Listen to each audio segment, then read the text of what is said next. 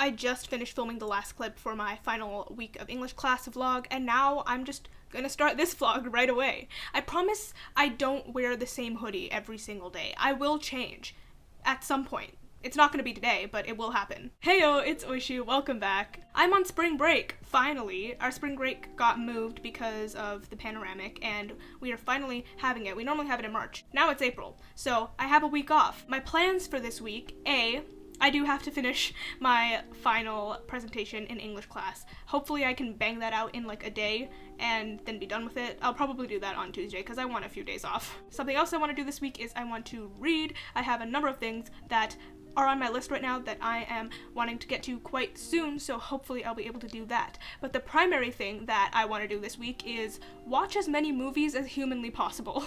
I did this for the winter holidays as well, where I just sat and watched movies for almost the entire time. I would have watched more had I not had to do supplemental applications for university, but I don't have to do that now. I basically have nothing to do other than that little English project, but that will get done. Let's forget about that for now. I basically have nothing else to do. So why not just watch as many movies as I can? I'm probably gonna start with rewatching the Best Picture noms this year because I want to refresh my memory on them, and also I'm probably gonna rank them at some point. And I haven't seen The Father yet, so I have to actually watch that for the first time and then rewatch everything else. What we're gonna watch after that, I don't know. We'll see. I have a list on my phone of stuff that I've been meaning to get to, so maybe we'll finally get to some of that stuff. Tonight, I want to try to do Mank and The Trial of the Chicago 7 again. Those were probably the ones that I enjoyed the least out of the Best Picture noms, so I want to get them done first.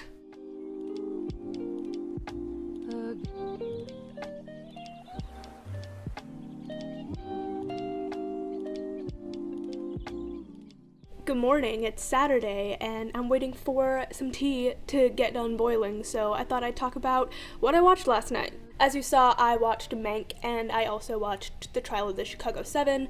I don't want to divulge too many of my thoughts because I will be making that ranking video at some point. Depending on how fast I can rewatch the Best Picture noms, I might even be able to film that video this week, but we'll see. I will say that I'm far less impressed with Mank upon the second watch. Trial of the Chicago 7, I'm kind of the same. I kind of had the same feelings towards that one as I did when I watched it the first time. I was actually up quite late last night watching Chicago 7. I think I finished it at like 1:45 a.m., which I never do. I don't stay up that late, but I just really wanted to finish that movie. And the plan for today is hopefully like 3-ish movies, maybe even 4, time permitting.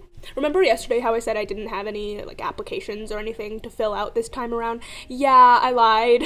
I have one application for an award that I need to fill out, but hopefully I can get that done quite quick because there's only like 4 questions. But knowing me and my debilitating procrastinating tendencies, it's gonna take a long time, but I won't let that happen. So the ones that I want to watch today are hopefully The Father. Watch that for the first time because I'm really excited. I've never seen it, but I've heard really good things.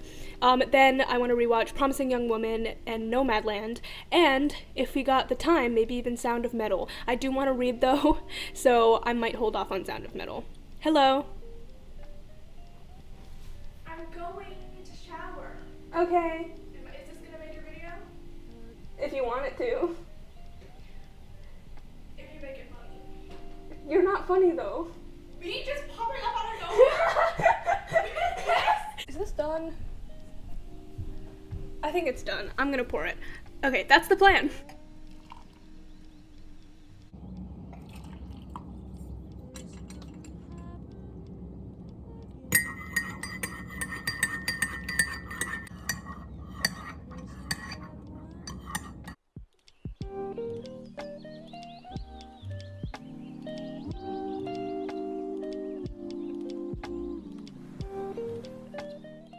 I finished The Father, and it was so good. I did not expect that to be what it was. I knew the general premise of the movie, but I just didn't expect it to go the way that it did. But I am very happy that it did because what a movie. The performances were fantastic. Anthony Hopkins has broken my heart. Again, I don't want to say too much about the Oscar noms in this video, but that was truly amazing. And it is immediately so much better than both Mank and Chicago 7 combined. I would highly recommend that one. I needed to take a moment to just wrap my head around what I just watched. Like, I took a shower to just sit with it for a second because I really needed to take a step back. But I'm back now, and I'm gonna start Promising Young Woman. I love this shot. Absolutely love this shot. Another badass shot. I remember watching this for the first time, actually thinking she killed him. Oh my goodness. But it's so good. Get you a guy who will drink the coffee you spat in.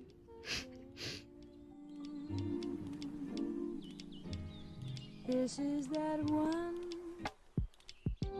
What works so well about this is just how much chemistry Carey Mulligan and Bo Burnham actually have. Like, they are genuinely adorable.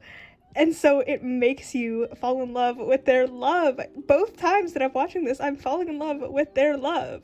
But also, I know what happens, so. I saw a comment under a video that said the love story is cute until it isn't. And yeah, that's exactly how I feel. Look at me, wearing a different hoodie. I'm about halfway through Promising Young Woman, and I'm gonna take a little break because my parents and I were gonna drive up to York. I still need to decide what uni I'm going to, so we've been driving around different campuses, checking it out, getting a feel for things. After I get back, it's probably gonna be like past 7, so I'm gonna finish off Promising Young Woman, and then I'm gonna do that application, and then hopefully I'll be able to do Nomadland tonight. I think I'm gonna read on the drive because there is quite a bit of a drive, and that way I get the best of both worlds. I can watch movies, and I can get reading done today. This couldn't happen again. This is that one.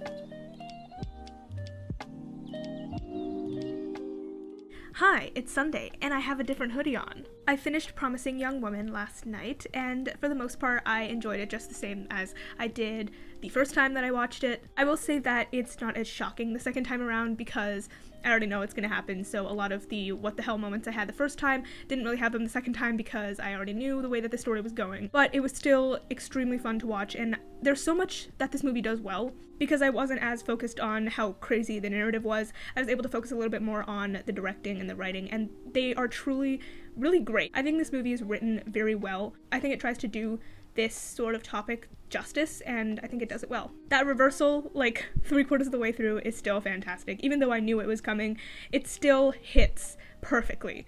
And of course, Carey Mulligan's performance is absolutely phenomenal. Anyway, we're gonna move on now.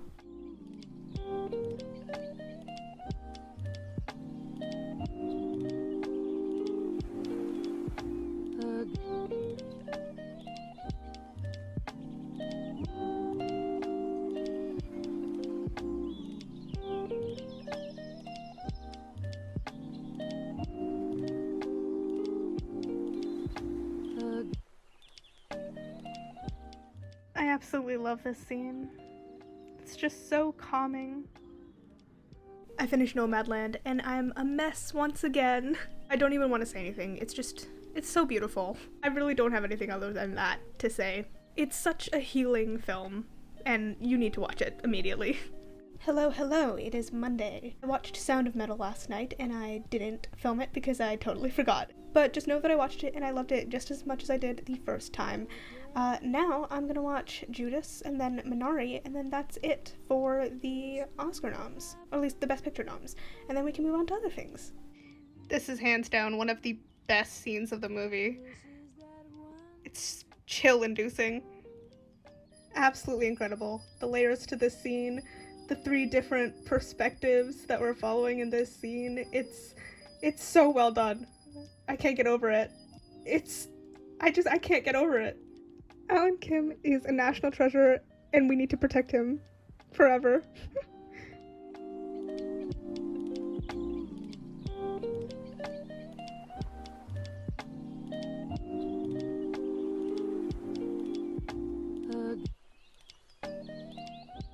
I finished Judas and Minari, as you saw, and yeah, still love them both. They're still incredible. But that is it for the Best Picture noms. I needed a moment after the devastation that was Minari to recollect myself, and now I'm ready to move on. What should I do next? I think I may do Wolfwalkers because it looks really wholesome and I need something really wholesome. Happy Tuesday. I didn't end up watching Wolfwalkers yesterday, I just watched YouTube instead. I have to do a bunch of work because today is the day that I have designated for myself to get my English project finished. It's a little past 11:30 and I want to see if I can get this done by 6, so that gives me like 6.5 hours to finish writing the script, edit the script to make sure that it doesn't go over 7 minutes, then actually record it and edit the video itself. I also have a meeting at 6:30 and I think that's gonna last like an hour. I am determined to get this project done today because I don't want it to continue stretching out to Wednesday, Thursday, Friday, Saturday, Sunday. I'd like to actually be able to relax those days and get back to my movie watching. So, we're doing it today. Hello, it is Wednesday. So I have once again overestimated how quickly I can get work done. I did not finish my project by 6 p.m. yesterday. Instead, I finished it by midnight. It definitely took a lot longer than I thought it would, but the good news is that it's done now. This morning, all I had to do was make a works cited list and then just go over the script, all the written portions of it, just to make sure that it looked okay, and then submit it and upload the video so that I could have a link when I'm going to present on Monday. That shouldn't have taken as long as it did, but it did take many hours because my laptop does not understand how to respond to my mouse moving and me clicking on things. It just doesn't get it. So that took a couple hours, but I'm done now. The video is uploading, and as that's happening, I'm gonna start my movie watching again. Since I'm done, I have nothing to do for the rest of these like 5 days left of break. So let's get to movie watching. We're starting with Wolfwalkers. This is already absolutely gorgeous. I'm loving this animation. This is so wholesome. Okay, I'm watching The White Tiger, and this is a very weird thing to get hung up over, but these bed sheets made me laugh so unbelievably hard because this is the most accurate thing I have ever seen. I mean, we have the most extra bed sheets, and wow, I laughed way too hard at that.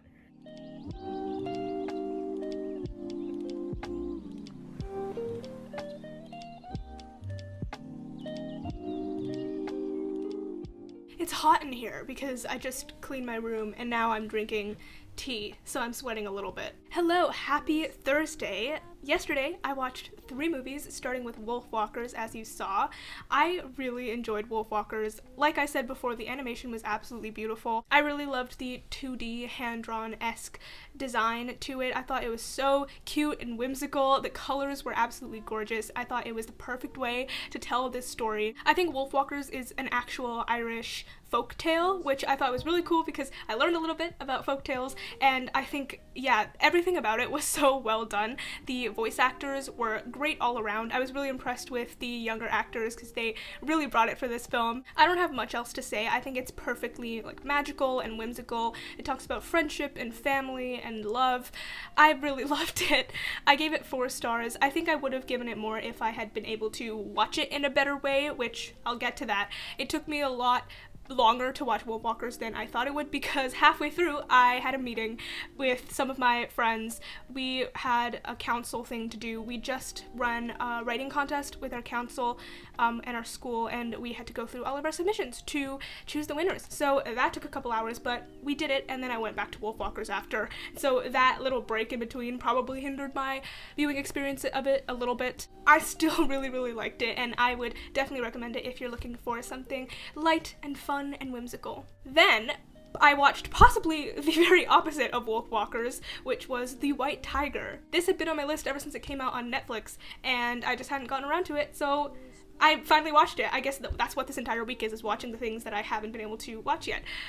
So thanks for explaining that again, Oishi. The White Tiger was interesting to say the least. It's a story of a lowly servant's rise from rags to riches, and wow, there are things to be said. It talks a lot about the caste system of India, which is still very prevalent in people's mindsets, even if it's not like legally a thing anymore. It talks about servitude and how those in lower castes are always looking to serve those in higher castes. There's one line throughout it that said something like, a servant is nothing without his master, so it's really interesting in that way to see just how messed up some of these mindsets are and how it can lead to some really, really yucky stuff.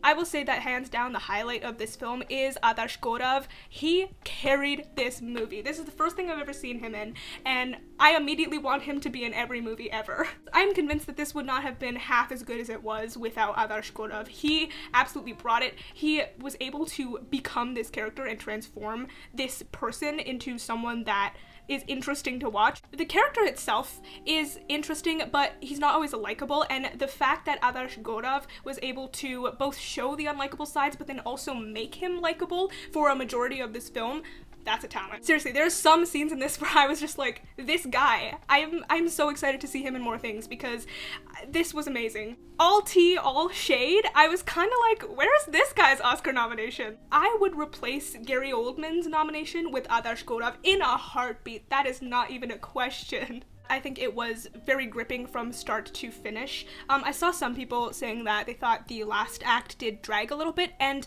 I can see where they're coming from, but for me personally, I think I was just so in it at that point. I was far in deep that I was, like, my attention was still there for a lot of it, but I can definitely see why people felt that it dragged a bit, because it did. Like, it did, objectively, but for me, I didn't feel that, so I guess I got lucky in that standpoint. This is nominated for Best Adapted Screenplay, and I can see why. The writing in this is pretty strong throughout. I can't talk about how well it was adapted because I haven't read the book, but just from the movie alone, like, it was pretty strong. I just wish Adarsh Gaurav got more praise for this performance than he did. I know he is getting praise, but I feel like I want that to be multiplied tenfold because this was a really good performance and I want everybody to watch it and agree with me. I think I gave this 3.5 stars. Honestly, the more I sit with it, I might bump it up to a 4. Right now it's at 3.5 stars. I thought it was very interesting and I would definitely recommend it if you are looking for an eat the rich but don't feel bad about it story. And then the last thing I watched was Yes, God, Yes. This is about a Catholic school girl's journey with discovering sexuality and things like that. I was anticipating this and I thought it was kind of bland in the end. It's a very short movie. It's like an hour and 17 minutes, and so I put it on because I thought it would be lighter than The White Tiger, which it was. It was also a lot blander. Maybe part of it is because I'm not Catholic. I've never gone to a Catholic school, and so I've never experienced those things. But I mean, some of it is kind of applicable. The whole idea of abstinence before marriage, I've heard that before, but to be honest, it's not something that's really I hold a lot of stake in. It could make for some really good coming of age moments. I just don't think it was thought out as well or fleshed out. Again, like I said, this is a very short movie, so it does feel disconnected in some places. And some of the stuff that's brought up, like some of the older students who are like the role models actually having sex and not following the rules, some authority figures who don't follow the rules and still preach these things. It would have been interesting to explore, but some of it is just brought up and then not really delved into, and I think that had this movie been longer, had we actually gone into some of it, then it would have been better for it, but overall it was kind of meh. It's good for if it's 11 p.m. and you want to watch a movie, but you don't want it to be too long or too taxing on the mind. That's what it's good for. That was exactly why I watched it. I gave it 2.5 stars. Kind of a middle of the road movie. But today is a new day, and I am excited to get to more movie watching. I think I'm gonna start with Crip Camp, because that is nominated for Best Documentary Feature, and it's on Netflix. I finished Crip Camp, and I thought it was very well done. I didn't know too much about the entire fight for getting rights for disabled people, so it was really informative in that sense. I really enjoyed how the first, half an hour of it was spent at the summer camp called Camp Jeanette, I think it was. It was just so wholesome to be able to see everybody just be able to be themselves without having to worry. It was interesting to see all the different trials and tribulations that they had to overcome, and the idea that even if laws are passed, it doesn't mean much if the society doesn't change. That's very true. Just because a law is passed doesn't mean that everything will suddenly be better. if the people aren't following the law, or if the mindset of society does not also change with the law. Very well done. I really enjoyed it. I gave it 4 stars, I believe, and now I'm gonna move on. I'm not entirely sure what I want to watch, but I will figure it out. She looks absolutely beautiful. Love her outfit. Also, her voice throughout it is fantastic. She did all of the singing, so amazing.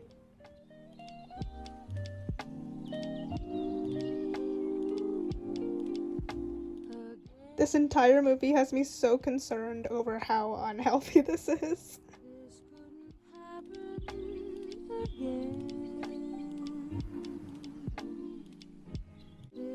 Happy Friday! Yesterday, other than Crip Camp, I ended up watching 3 more movies. The first one was The United States vs. Billie Holliday, and that's kind of all I have to say about that one. I thought it was just a little bit convoluted and hard to follow. I was having a hard time remembering like what the years were and who were these people and what were the roles that they played in her life. Andrew Day was probably the best part of it, but the rest of it sort of like melded into one thing and I don't really remember much of it. I think maybe it was trying to do a lot, like trying to cover a number of different topics that affected her, but then in trying to do that much, we didn't get much of anything done. Or the stuff that we did get done felt a little bit on the nose and just not thought out in a great way. Overall, I gave it 2.5 stars.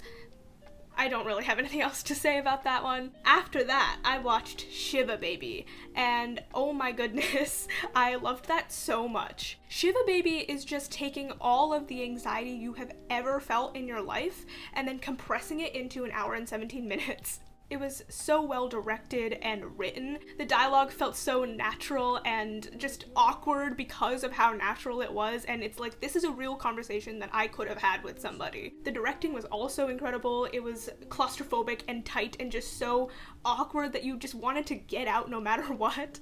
It honestly felt like a horror movie at times, which I think was the purpose of it. It's like a modern, realistic horror movie. I think the more I sit with it, the more I end up liking it because of all those things. It is definitely one of the most stressful things I've experienced, but it's also realistic, and that's what makes it so, like, that's what draws me so much to it. I really enjoyed it. I gave it a 4 stars, but in the future, if I rewatch it, it might go up because of just how well done it is. I can't wrap my head over how much this movie managed to perfectly encapsulate what it was trying to portray. And then the last movie I watched yesterday was Another Round, which is the Danish film that is nominated for Best International Feature. Also, the director is nominated for Best Director. I think his name is Thomas Vinterberg. I also really enjoyed this one. I think Mads Mikkelsen stole the show. His performance was both sad and depressed and lonely, but also chaotic and hyper. He managed to portray exactly what someone who would be going through this would have been feeling, which I guess that's the goal of acting. He just felt so real, and I could 100% imagine everything he was going through. The story itself is a very interesting one. I think it touches on some things like depression and loneliness and dissatisfaction and like the feeling of insignificance, and then contrasts that with this hyper active, buoyant, joyous, like being high on life. It shows both the good parts about drinking and like the way it can make you feel, but it also shows just how quickly it can change and turn downhill.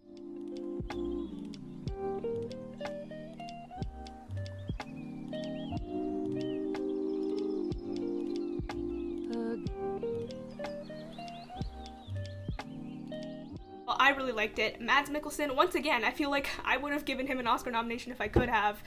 No shade to Gary Oldman because I think he's great, but I don't think this performance was it for a nomination, you know? I think Mads Mikkelsen could have easily been put into the Best Actor category. I gave it 4 stars. I highly recommend it, and I think my favorite Danish word is now druk. That's the name of the movie. It's the only Danish word I know, but I love it so much because it's so fun to say. Okay, it's a new day. I'm gonna continue watching. I think I'm gonna watch another documentary, Collective, because that is also nominated for documentary feature and for international feature. So, 2 in 1. The moral of this story is watch Shiva Baby and also watch Another Round and do not do the things that those characters do.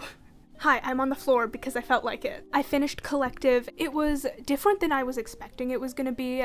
It's not exactly this thing happened in the past and now years later we are interviewing all the people involved and getting the entire story that way. It was a very much in the moment as it's unfolding, we are seeing it happen, that kind of a documentary. And it's not, that format is not something that I've had a lot of experience with. I haven't seen a lot of documentaries like that, so it was very interesting in that standpoint to see everything happen as it was happening. And I love those like retrospective documentaries as well, but this was very new and it caught my attention because of that. A lot of the times it felt a lot more dramatized and dramatic because we didn't have those asides from the people in the present who already knew things were going to turn out okay or knew how this story was going to end. It was genuinely their reactions in the moments that they were happening when they didn't know all the answers, and that was just such an interesting thing to watch. I really liked how this was formatted. I feel like I should say a little bit of what this is about because I don't think a lot of people would know. This documentary is about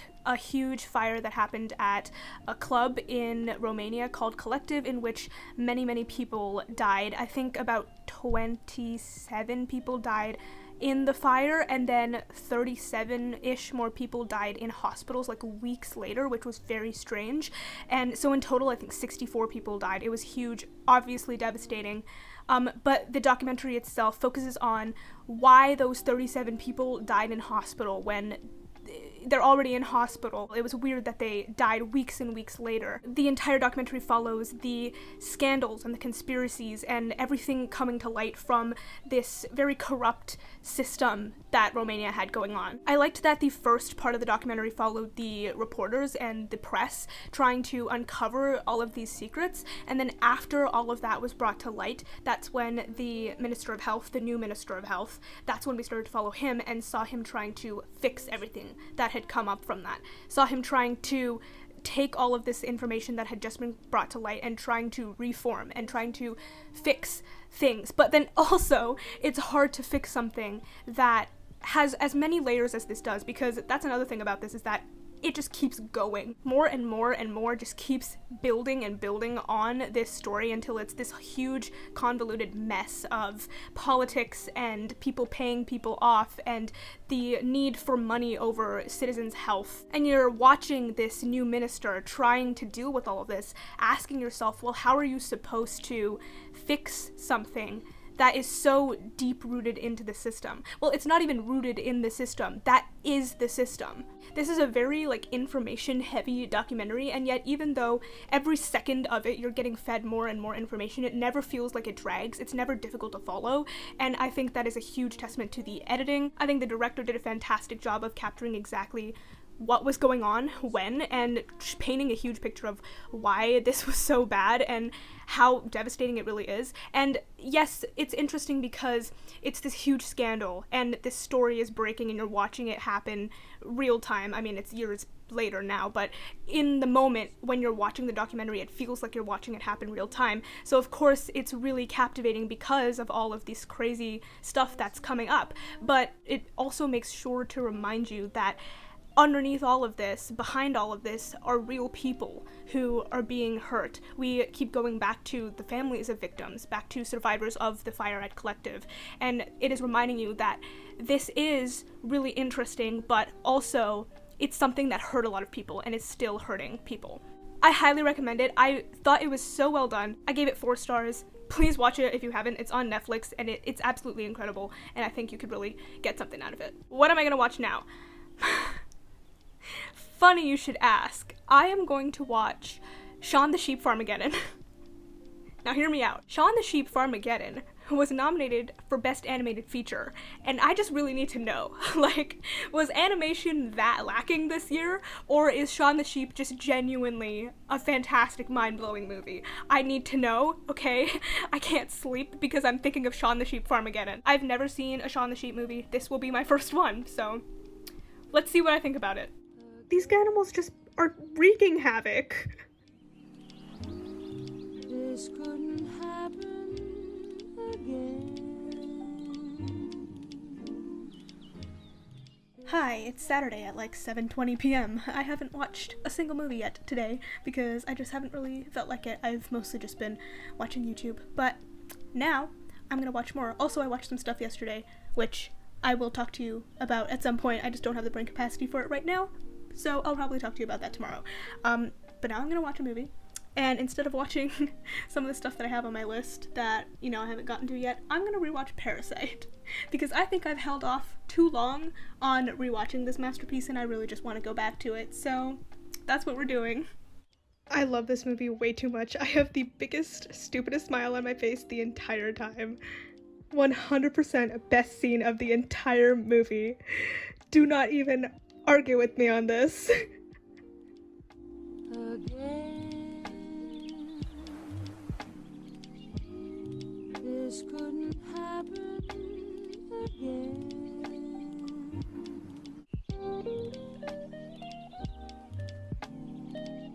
Hello, it's Sunday, the final day of the break, which is sad, but I have many things to talk about with you because I haven't really talked about some of the stuff I've been watching in depth since like 2 days ago, so now's as good a time as any. I think where I left you, I was watching Shaun the Sheep Farmageddon, and I don't have too much to say about that. It just really wasn't for me for the most part. There were some genuinely good moments, but for the most part, I just was not super into it. I found my attention drifting. I found it to be a little bit like derivative at times of other things that I'd already seen, and it just wasn't the most interesting. I know that there are a lot of people who like Shaun the Sheep, and I love that you love it, but for me, it's just not my thing. Maybe the original movie is better, but Farmageddon was not it for me.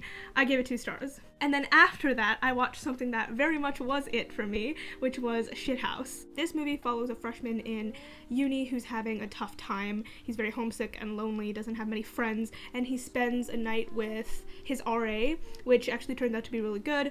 It was just honestly everything that I wanted. It was soft and slow and very relatable, even though I'm not in uni yet. I could feel the relatability coming off of it. I loved how there were so many really, really long takes that were completely uninterrupted, that really just let the actors breathe and do their thing and offer that much more authenticity to the entire experience. The first half of this is like a very long therapy session that doesn't feel long. Like, you're still there with them and you're here for the entire thing. And then the second half, things get messy, emotions get more messy. It's overall a really good time, and I had way too much fun with it. I gave it 4 stars. Then, yesterday, as you saw, I watched Parasite for no reason other than I just really, really, really wanted to, which I think that's a good enough reason. You don't need a valid reason to want to watch Parasite. Just do it, okay?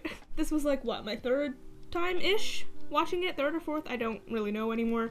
I could genuinely watch this movie every single day for the rest of my life. I'm not even exaggerating. I could. I would gladly do it, but I feel like that's not healthy, so we're not gonna do that. I don't have too much to say about Parasite. I feel like anything that anybody has to say about Parasite has already been said. It's amazing. One of the best things I've ever seen. Just, if you haven't watched it yet, I don't know what to tell you to make you watch it. It's so incredibly good, and it deserves every bit of hype that it has. It's amazing. Obviously, I gave it 5 stars, and I will continue giving it 5 stars for the rest of my life. The second movie I watched yesterday was Never, Rarely, Sometimes, Always, which I think you also saw a little bit of that. Never, Rarely, Sometimes, Always is such a deeply introspective movie. There's not a lot of dialogue throughout it. There is so much silence and just moments between characters that's what tells the story, essentially.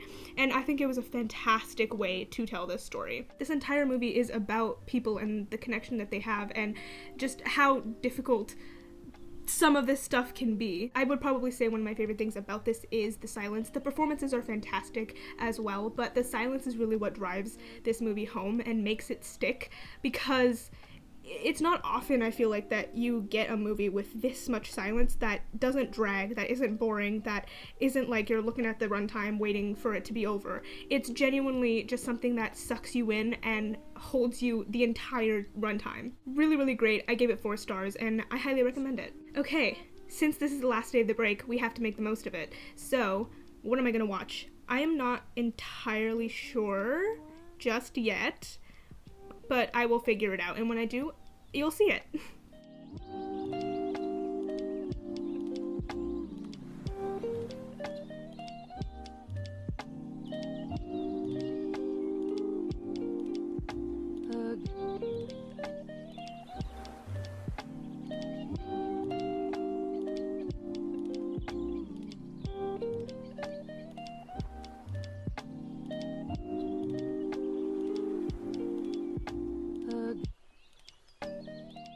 This movie is so damn weird, and I am really enjoying it.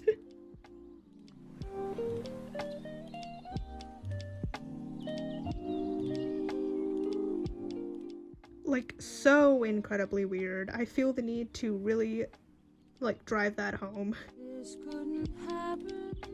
Good morning, it is Monday, the break is over, so let me update you on the last few things that I watched. Yesterday I started the day with Da 5 Bloods, and I enjoyed it for the most part. I think all the performances were very strong, but Delroy Lindo definitely stole the show. That performance was absolutely incredible, and I am surprised that he didn't get more attention for it. I feel like I don't have too much to say. Everything surrounding it is obviously a very important story, talking about the black battalions and the black people who fought in the Vietnam War, which is not something that's talked about a lot. It has the signature Spike Lee humor balanced with really dark stuff, which I think Spike Lee does super well. I think it dragged a little bit in the first half and it got more and more interesting as it went on, but overall, I enjoyed it. I gave it 3.5 stars. The second thing I watched yesterday was Kalel 15. This is a Filipino movie following a boy whose life starts to unravel after his HIV diagnosis. It talks about not only just HIV and the stigma around it, but also poverty and drug use and addiction and dysfunctional families and just broken homes. It is one of those stories that takes its time to be told, and it's told in a way that really makes you sit with it and doesn't let you shy away from some of the hard stuff that you're watching. Fantastic lead performance from Elijah Canales. He absolutely carries this movie, like a lot of movies that are like this that are very slow and focus very specifically on like moments more than an entire big huge story. I think the performances really are important, and Elijah Canales did a fantastic job of getting across this character, of getting across every single emotion that someone would be feeling during this time. It's a devastating story, but it seems realistic, which makes it even more devastating. I gave this one 3.5 stars as well, I think, and it's on Netflix, so if you want to check it out, I would highly recommend it because it is another really important one. And finally, I ended off this week-long movie spree with Burning. This is a South Korean film, which is just so weird. It's based on a short story by Haruki Murakami, I believe, so yeah, I can understand why it's weird. Funny thing is, I actually started watching this like months ago in October, I want to say, and I got about half an hour into it, but it was kind of late when I started watching it, so I thought I'd just leave it for the night and then come back to it, but I never did. I just forgot because there was so many other things going on and so many other things that I was watching, and so when I was scrolling through stuff to watch yesterday, I found that the movie was going to be leaving Netflix like next week, so I was like, okay, may as well finally finish it. So I started again from the beginning and I watched the entire thing, and wow, what a movie. Like a lot of the movies that I watched this week, this one was also very slow, but it was also viscous. Like, there was so much stuff in it that you were wading through trying to figure out what was going on. The short summary of what this movie is about is a guy reconnects with a girl who used to live in his neighborhood. They used to live very close to each other. She goes to Africa for a while, and then when she comes back, she has another guy with her, and things happen from there. Once again, fantastic performances all around the board. I was so incredibly creeped out by Stephen Yeun throughout this entire movie. The man has a cinnamon roll, and yet I wanted nothing to do with him. It's very interesting to try to figure out what is going on in this movie because it doesn't really give you too many answers. It leaves a lot of stuff up in the air for you to decide what happened, what is real, what's not. Are we even really seeing the full reality of what is happening? Is what we're seeing what is true? I feel like I have a pretty good idea of what happened, but also at the same time, there was some stuff in this movie that really like toss it up in the air, and I'm like, okay, but that doesn't really make sense, but what happened there? I feel like I know what happened, but also the last scene is really something, and it made me question stuff because of just performances and reactions and just it's definitely something to chew on, and I think if you've got like 2.5 hours, then you should sit down and you should watch this, preferably not late at night because you really need all that brain power. I really enjoyed this, and I also gave this one 4 stars. And that is it. Those were all of the movies that I managed to watch within these, like 10 days? If you want the final number, here it is. I mean, you may already know because I might title it this because I feel like that's a fun title, but the final number of movies that I watched in 10 days was 23. When I set out to do this, I was just expecting to have a lot of fun, and I did have a lot of fun, but coming out the other side, I realized how unhealthy this may seem to somebody, like, on the outside, but you know what? I'm fine. I'm thriving, okay? You don't have to worry about me. This was fun. Let's do it again someday. If you enjoyed this video, please give it a thumbs up. Comment down below, let me know, have you seen any of the movies that I talked about? If you enjoy this sort of stuff and you want to see more of it from me, please make sure to hit that subscribe button because I make new videos every Friday. Also, I'm on platforms, so if you want to follow me on Instagram, Twitter, Goodreads, and Letterboxd, those links will be in the description down below. As always, thank you so much for watching, and I will see you in my next video. Bye!